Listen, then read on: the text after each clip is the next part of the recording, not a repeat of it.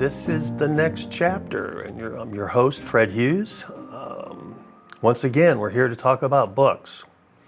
And later in the show, I'm going to be introducing William Alan Webb, Amazon best-selling author of The Last Brigade and multiple other books. But we'll get to Bill here in a little bit.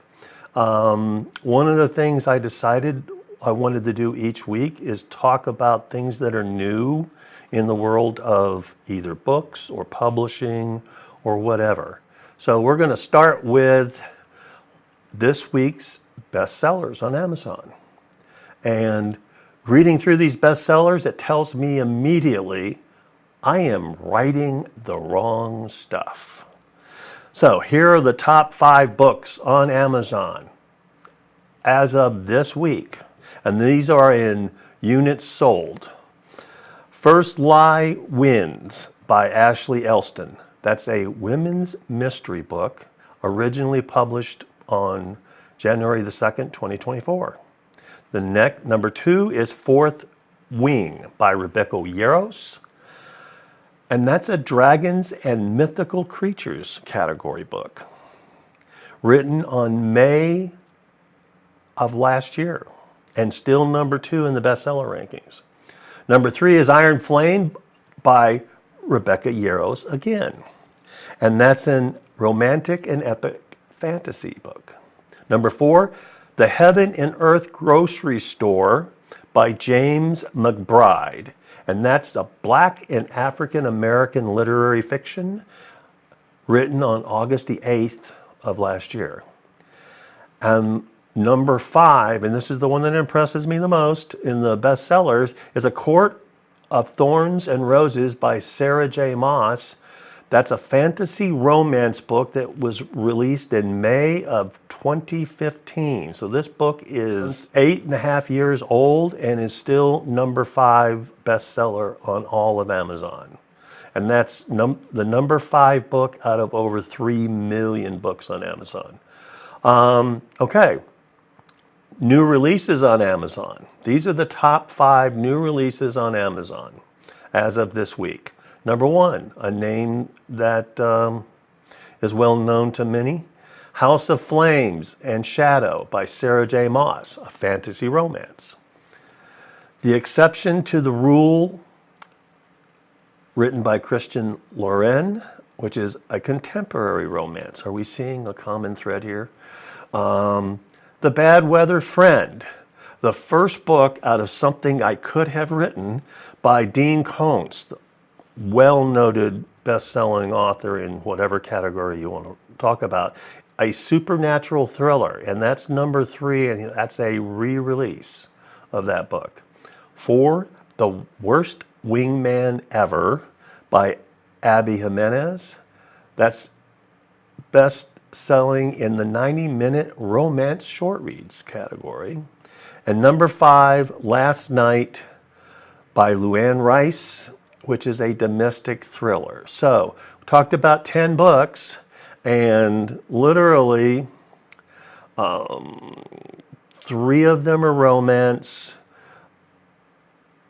3 of them are fantasy,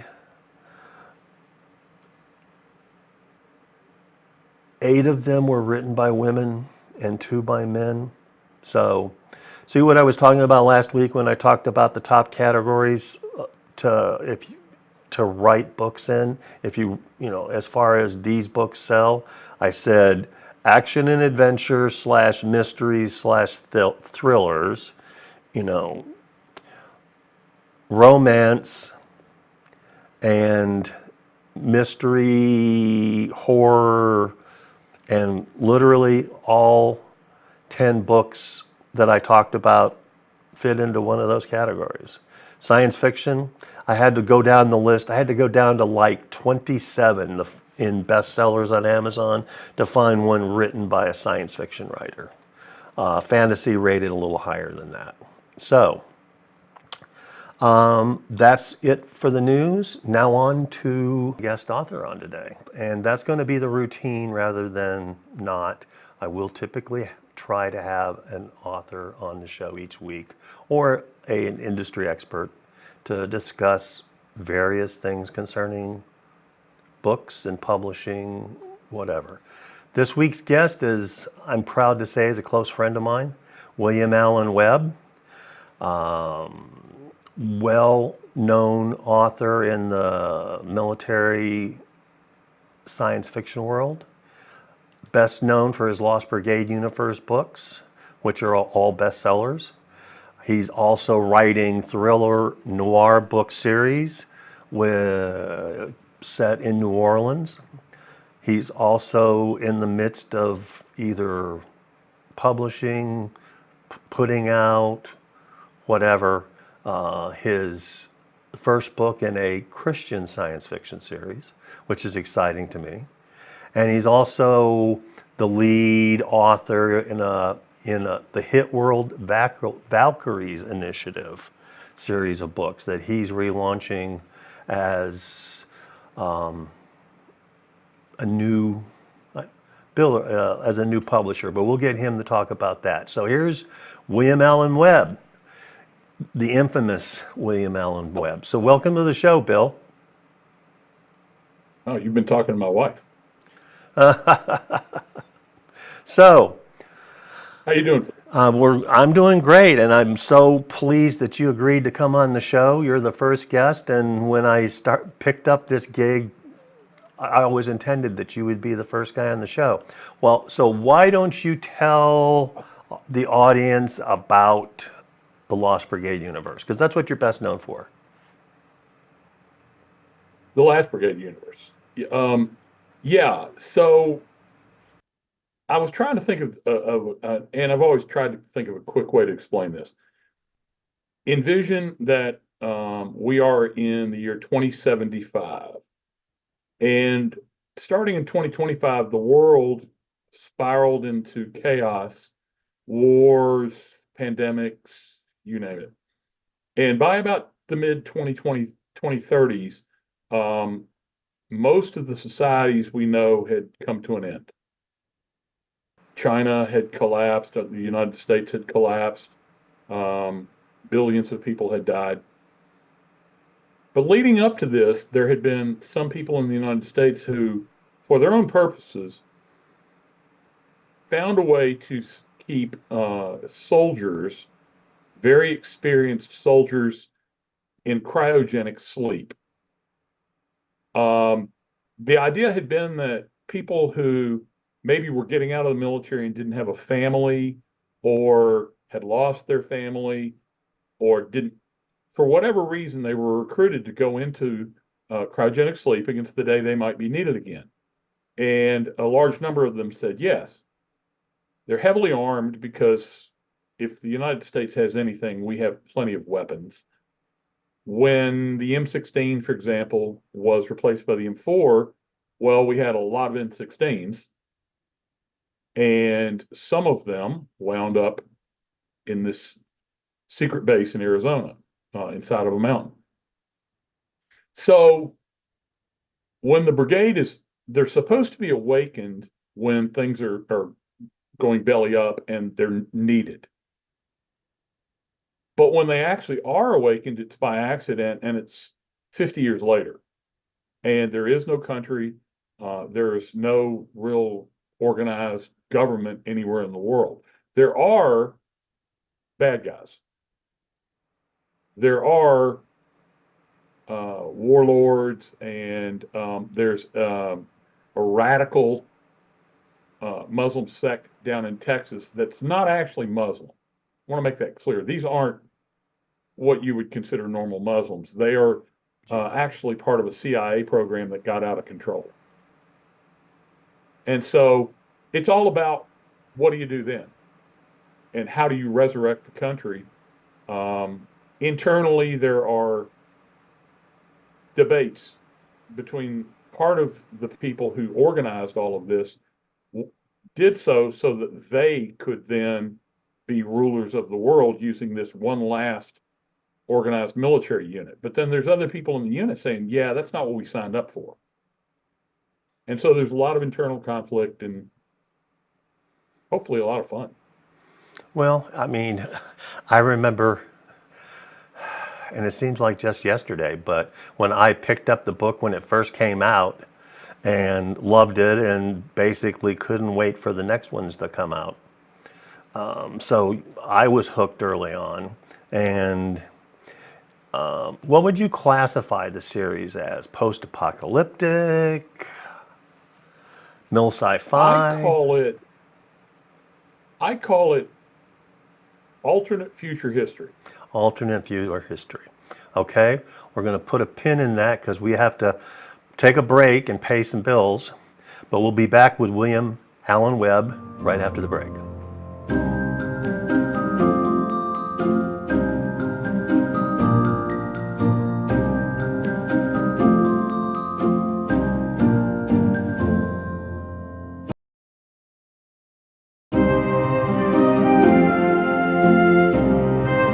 So we're back for this episode in the next chapter, and we're talking with William Alan Webb about all the books he's written. So, Bill,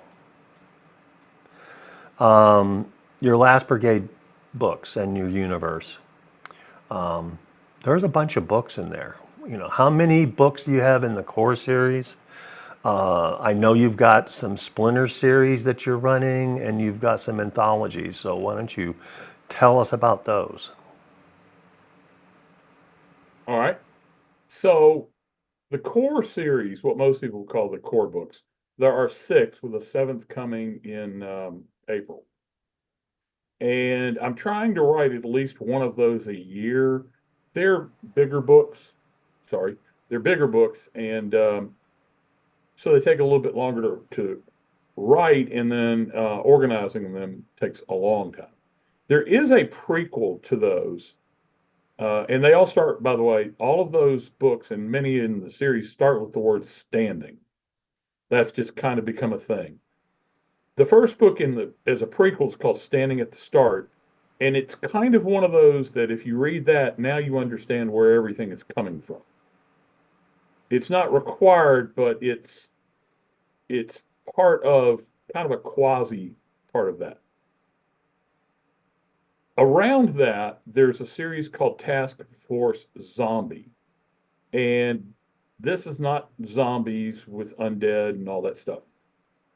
This is a special operations team that was put together out of the best, recruited from SEAL teams, um, special forces of all kinds. And they only know each other. They don't know each other's rank or name or anything else other than a code name and maybe a specialty. And they are formed this way so that they can go into places where American forces cannot be caught. For example, if we go into a hostile nation and they're caught or captured or killed, then they can't be traced back to the US. We have plausible deniability. And all of the members of this know it. They call themselves Task Force Zombie. They were allowed to name themselves, and they do this because they're essentially dead people walking. To the outside world, they're dead. Within the unit, do not use American radio procedures. They don't use call signs the way Americans would. Their equipment can be partly American if it's readily available on the market, but a lot of them wear Spetsnaz uniforms and foreign, just so that they can't be pinned down to the United States. There are six of those, with a seventh coming in December. There's a series I'm writing with a gentleman named Jeff Salter, J.L. Salter, called the Ghost Cavalry Brigade. That takes place well before all of this and is kind of the cradle for where my main characters learned a lot of what they learned. There's another series that I wrote with John Babb. John is gone now, but he was a former Assistant Surgeon General of the United States. and a retired rear admiral in the health service. And we wrote 4 books together that detail actually the collapse itself of when America began its descent into And you really haven't covered that, darkness. because that's a unique part of your story about the New Madrid fault. Why don't you tell the audience about that? Sure, and this was my idea, and John did all the research. I want to give him credit, Okay. but it was originally my idea. So terrorists have been attacking the U.S. And by the way, John actually trained on his job was to train and brief government officials and presidents on various terrorist attack scenarios. And a nuclear attack was one of them, I believe. I may be wrong about that, but I think it was. Anyway, so terrorists infiltrate the United States, and they're going to set off 2 nuclear weapons. One is near the United Nations when a meeting is in session, and that's designed to bring chaos. And the other is at the New Madrid Fault, and that one is not stopped. The nuclear weapon goes off, and in case, for those who don't know, the New Madrid Fault is probably the worst fault in the United States. In 1811, 1812, when it let go and we had earthquakes, the Mississippi River ran backwards, creating a number of lakes that are still there now because it shifted the course of the river. Well, when the nuke goes off, the river runs backward for a prolonged period. And as you've got all that water moving to the north, meeting all that water coming from the south, it creates a giant inland lake. And when the energy finally releases and all of that water is no longer flowing north, then it sweeps downstream in what is essentially a tidal wave, destroying every city along for 20 or 40 miles along the path. New Orleans is gone, Memphis is gone, and St. Louis is gone, and everything north of it, every bridge north of it is, if not down, it's suspect. And the country is essentially cut in 2. At which point our enemies say, boy, there's not a better time to attack America. And the Chinese decide now's the time to take out Taiwan. And the Russians, already engaged in the Ukraine, look at Europe and say the United States is involved in Asia and all. It's time to head into Europe. The only thing that might not be realistic about my series is that no side decides to use nuclear weapons. North Korea does on Japan, but only on a limited basis. To wrap up, there are also currently 5 anthologies, with 2 more coming, where I invite authors such as, and very distinguished authors, such as the host of this program, to write stories in the Last Brigade universe, because I envisioned it from the very beginning being a shared universe, because when the world collapses, there's too many stories for one person to tell. Oh, yeah. And I know I'm excited about the character I created for this coming anthology. I've already asked you if I can write a separate standalone book in your universe. And I've already said yes. yeah. No, well, You said you have to get the Bible you can't written. write a single thing. You have to give me a trilogy. But You channeling your Kevin Stevenson, I am. who is an author friend of ours and will eventually be on this show. So He would be an oh, well, he has his own unique universe that he's written. So we've talked about the Last Brigade universe. In the next segment, Bill's going to talk about all the other things that he's done. And one of them, he's actually written nonfiction, which I'm extremely jealous about and can't imagine doing on my own. So after the break, we talk to Bill about more of his books.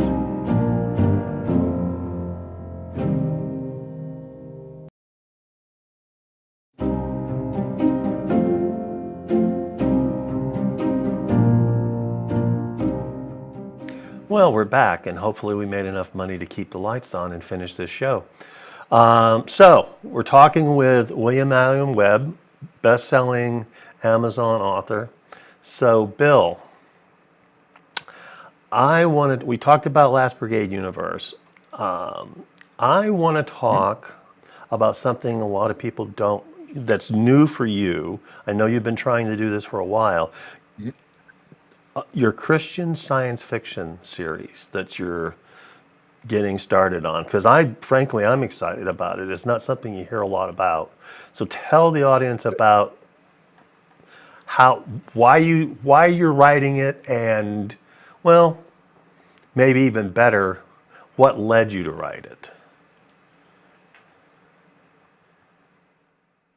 So it's an interesting, it's an interesting story, really, the way all of these things develop. First of all, I'm co-writing all of the books, That's right, and I forgot and to they're mention. with friends of mine. The series is called William Allen Webb's Judgment Day. That's the official. We call it Judgment Day for shorthand, but and the three authors are all friends of mine who I know locally, but they're all excellent writers in their own right. And we talked about it, and I've always wanted to do a series because I'll say this, Fred, when you talk about Christian fiction, most people who are not looking for Christian fiction think about it and they go, "Oh man, I'm gonna get preached to," and that's not for me. It's not going to be fun. It's going to be some sort of dense preaching kind of stuff. And that's not what this is. I don't write dense, preachy stuff. I probably could if I tried, but I don't want to. It's boring. Hmm. I can This understand is that. essentially an urban fantasy series that is set within the Judeo-Christian um, framework of angels and demons and such. And it's all guided by God, but it's all also guided by free will, which is a really big part of most Christian, and I say Christian, Judeo-Christian, because it's all part of the same long um, Okay. uh, theological thinking. I happen to be a Christian, so there's Hmm. that. And it's non-denominational. This is not going to be a Catholic series or a Methodist series or anything like that. It just takes the overall framework. Um, and what it's about are people who um, God and Satan have, you know, their war and all that. And Satan is always trying to defeat God's will. So some people die before God had known they were going to die. He knew what was going to happen ahead of time, of course, but the devil's trying to thwart his will. So when they die, they're given the choice of either being judged now or going back to Earth to try and um, rectify or perform a mission of some sort. And if you go back to Earth, you may be killed again, and you may or may not be brought back to Earth another time. You never know when that will be the last time. Now, they're not resurrected, and I want to make that clear because you can only die once. God, if you're a Christian, you were told you die once and then you're judged. So you're not actually dead in that moment. It's a technicality. So we do have a lot of fun with this, right? I don't want the theological part to overwhelm the fact that at its core, this is urban fantasy. That's a lot of fun. Well, and I think that's a And mis. but I wanted it to be, No, go ahead, well, Bill. no, I'm sorry. I wanted it to be accessible to my 13-year-old, or well, 14 now, my 12 and my 14-year-old granddaughters. Hmm. And so it is, but it's not written at a children's level. I'm expecting they would say, "So, Granddad, exactly what does this mean?" Until they're a little older. But then again, if they read a lot, maybe they will get it right away. And that's what I was looking for, is something that's accessible to everybody.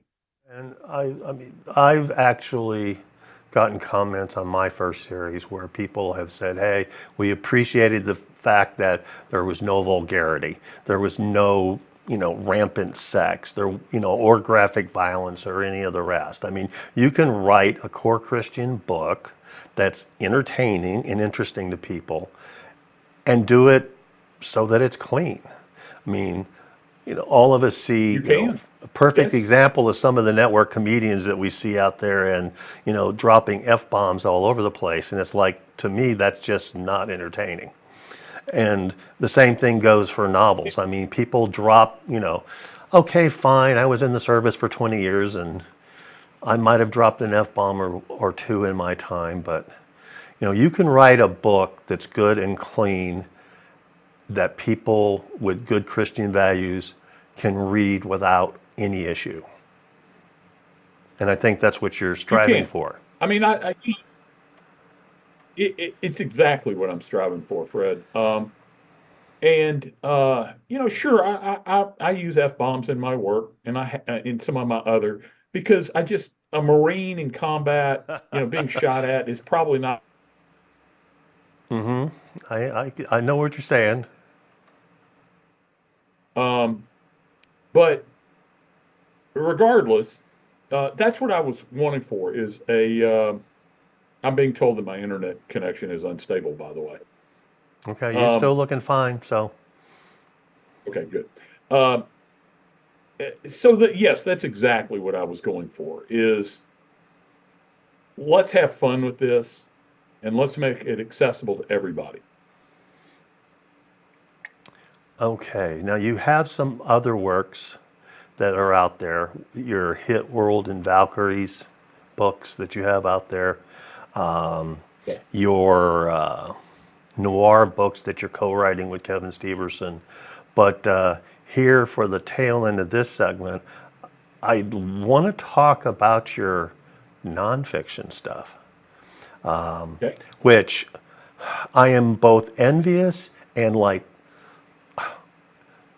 can't imagine doing myself with all the documentation and the reference work and everything else that has to be done. So tell us about your World War II books that you've written and what you have planned for the future.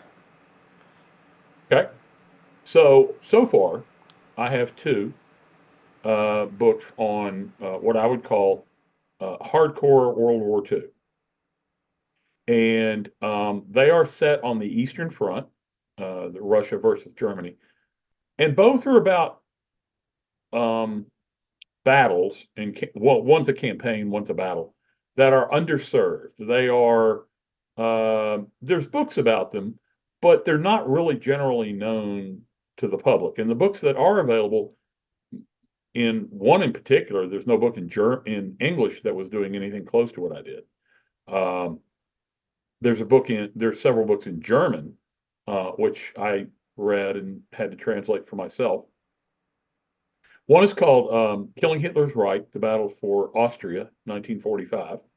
And the interesting thing about that is um, Austria is where most of the German forces were at the end of the war. They weren't protecting Berlin. They weren't at Army Group Center. They were in Austria. And the lingering question is why? Well, they sort of got pushed that way, And didn't I they? don't have an answer.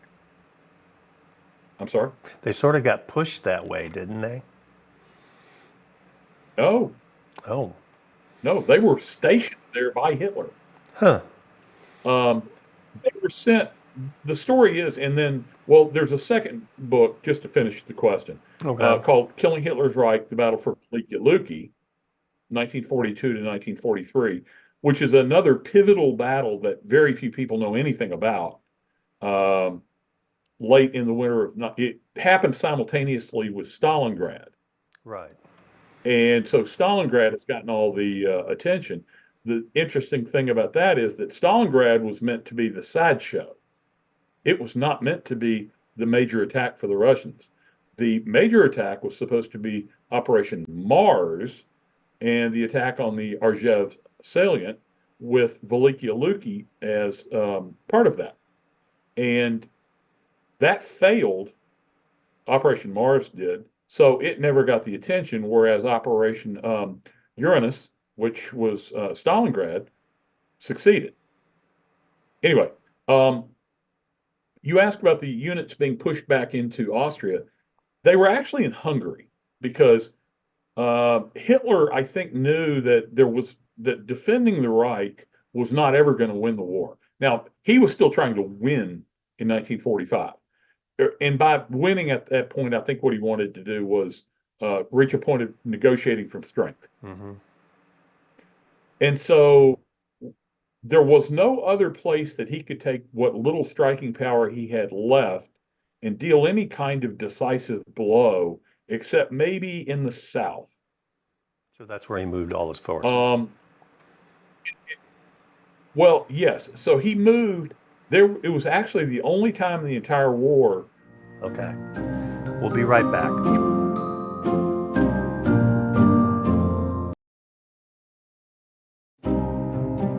We're back, and Bill Webb is telling us about Hitler's decision to station troops in Hungary and Austria at the tail end of World War II. So go ahead, Bill. I'm sorry I had to cut you off. Uh, no, no, that's fine. Bills have to be paid. Yeah. So, um, Hitler knew he had to attack to win the war, or at least to negotiate from a position of strength. And so he assembled what little striking power he had. It sounds impressive when you talk about all the divisions that were in Austria, but most of them were burned out. They didn't have a lot of strength left. But it was the only time when all 6 core Waffen-SS Panzer divisions were together in one operation and went into battle side by side. The problem is that, and by the way, that's going to be covered in an upcoming book of mine called Killing Hitler's Reich, The Battle for Hungary, 1945. And that's coming in July. You're so busy.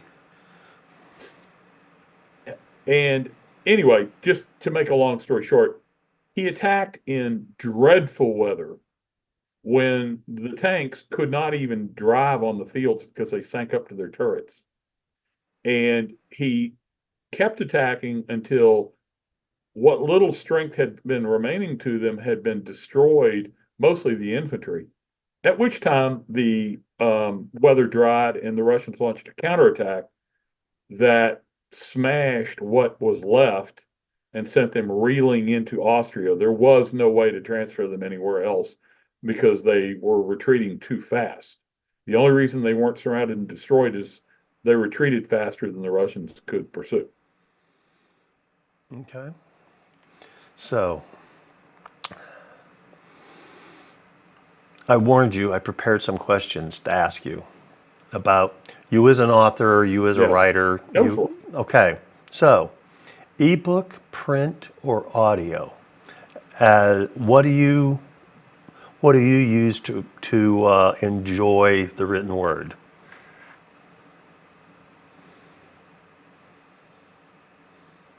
Oh, today, I would say audio, ebook, print, Okay. in that order. Okay. Because when I read now, it's generally speaking in a doctor's office or over breakfast or something along those lines, where sure, I could take a print book, but just putting a Kindle in my pocket is a little easier. Okay. Audio is probably time-wise the number one way because I'm driving back and forth and things like that. And I do kind of live a little bit out in the rural area, so I have a longer drive than a lot of people. Print remains my favorite way, but you actually have to be dedicated to sit down and use the book and all that. So for me, that's what works these days, and as long as the words get read, I'm fine with it. Okay. All right, here's a hypothetical. If you were at a convention and you're going to be on a panel, who are the 3 authors you'd want to be on a panel with, and what would that panel be? It's a lot easier to answer the authors I don't want to be on a panel with, but I'm not going to go down You that and me road. both, but there you go. Yeah, I've been on a panel with some that were just Oh, and I actually, like a basketball player. I think I was in the audience when you were on one of those panels Well, you may have been. Um, at FenCon. sometimes the basketball players don't like to pass the ball, No, yep. and yeah. Um, Okay, I I'll let you really off. enjoyed being on a panel with Larry Correia Okay.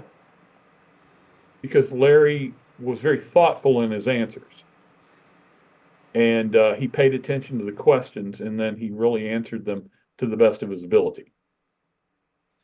Kevin Steverson and I have done a lot of panels together, and Kevin is never shy about giving his complete, honest opinion without fear or favor. Yep. He doesn't have any secondary Yeah, there's no filter on Kevin. agendas or anything. Yeah, yeah, very much. And the third, and I'm trying to think. There's so many people who I really admire, and all that. I tell you what, I would love to be on a panel with you about how to adapt history into fiction. We should suggest that to our friend that's running Mid-South Con. Well, we should, and I will say that to him. And Because LibertyCon is yeah, because Kevin would be it good might be on too that late. panel. Kevin would be good on that panel too. Kevin, Kevin would, but you've got so many alt history writers at LibertyCon. Yeah, that's true I'm too. reading one right now. Young. Yep.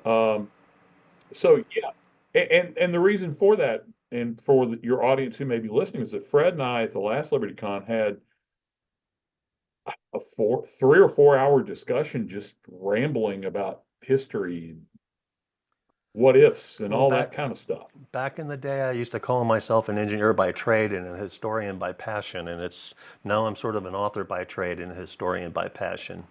Well, Bill, thank you so much on being on today's show.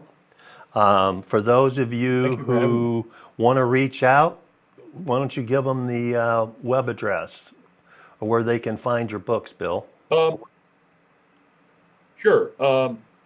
There's a couple of best ways to get in touch with me. One is thelastbrigade.com. You can join my newsletter there. And if you do, I serialize stories that are unique to my newsletter with each one. It only comes out twice a month, so I'm not going to bury you and stuff. You can also order signed books there if you like. I have a Patreon, William Alan Webb, where I not only teach writing classes, but I do put up works in progress and other items. Or on Facebook at The Worlds of William Alan Webb. Just look that up and find me there. Okay. Well, thank you so much for being, and I will see you soon. Okay, friend? Okay, Fred, All right. Thank you, Bill. take care of yourself. All right. Closing remarks. Um,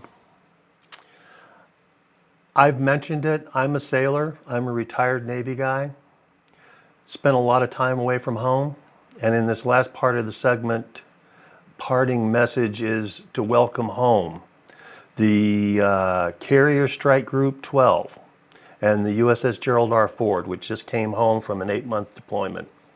An 8-month extended deployment because they spend a few weeks longer in the Med and in the Persian Gulf than they were originally planned. But welcome home, guys.